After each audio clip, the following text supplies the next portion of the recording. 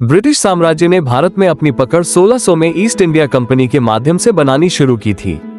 इस कंपनी का मुख्य उद्देश्य भारत में व्यापार करना था, लेकिन धीरे धीरे उसने अपनी सैन्य ताकत और कूटनीतिक चालों से भारत के विभिन्न हिस्सों पर नियंत्रण हासिल कर लिया।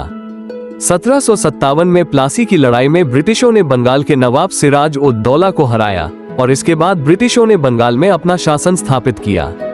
इस जीत ने ब्रिटिशों को भारत में अपने साम्राज्य के विस्तार का रास्ता खोला।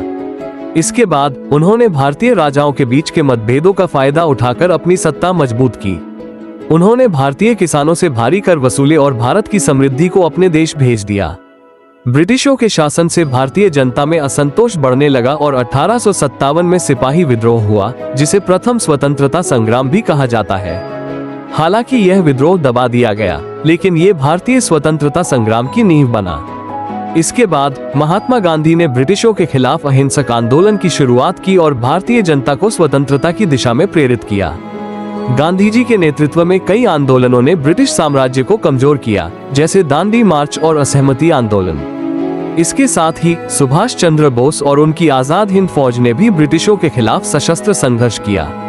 अंततः 15 अगस्त 1947 को भारत को स्वतंत्रता प्राप्त हुई और ब्रिटिश साम्राज्य ने भारत से अपनी सत्ता समाप्त कर दी। भारत की स्वतंत्रता ने ये सिद्ध कर दिया कि अगर कोई राष्ट्र अपने अधिकारों के लिए संघर्ष करता है तो वह किसी भी साम्राज्य को हराने में सक्षम होता है।